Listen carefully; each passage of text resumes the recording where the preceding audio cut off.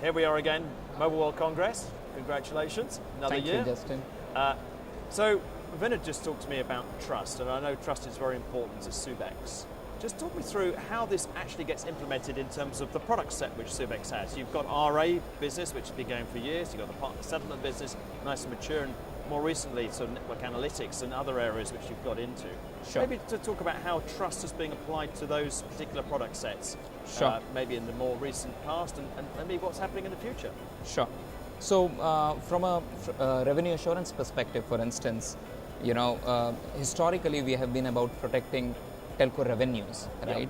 Yep. Given that the ecosystem is dramatically changing, more and more of our customers are using revenue assurance to provide, assurance to the customers themselves, right? Not just telcos, but actually to the customer. To give you an example, today when a telco's customer walks into a telco, our solutions are running behind to enable, telcos validating and verifying if the right set of services are getting orchestrated, and the orchestration and provisioning is right the very first time a customer even attempts to do business with the telco.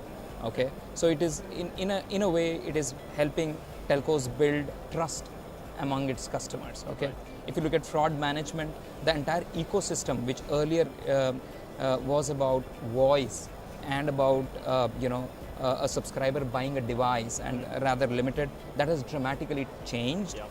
And our fraud management system today is used not only to detect and manage fraud with end customers of a telco, but it is also about the ecosystem partners, about contractors and third party, etc., etc. Yeah. From a partner billing perspective, we are moving the needle in terms of helping telcos manage new content partners, digital partners better. And from a network analytics and network assurance portfolio perspective, with 5G and ongoing conversation about densification of network, there are huge use cases in optimizing how telco manages its assets. There is also significant opportunities on network investment planning that our solutions are leveraging. Okay. So what do you see as the future? I mean, we had a great year doing various things and obviously launching various companies, which we can talk about maybe at a later stage. But this next year, what's the sort of the thought process for your products? What's the major things you're challenging yourself with? Sure. From a capability which will drive our initiatives towards digital trust, we are heavily invested in enabling our solutions using artificial intelligence and deep learning. Right?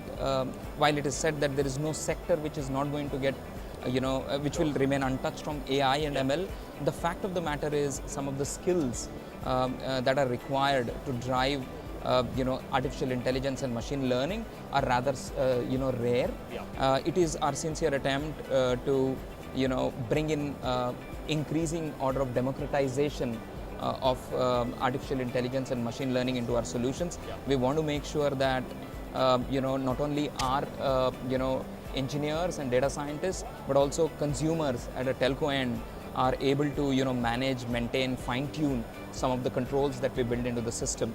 So it's just making all that a lot easier for people to utilize that great AI that's coming down the line. Absolutely. To utilize that with your products. Absolutely. So that's a big push area for us. Of course, automation, efficiency, doing more with smaller hardware footprint has always been something that we have been striving to, but the focus definitely is on AI and ML enablement in the solution. That. Yeah. It's fantastic. Well, very good luck for 2019, and thanks for talking to us. Thanks interacting with you, Justin. Cheers.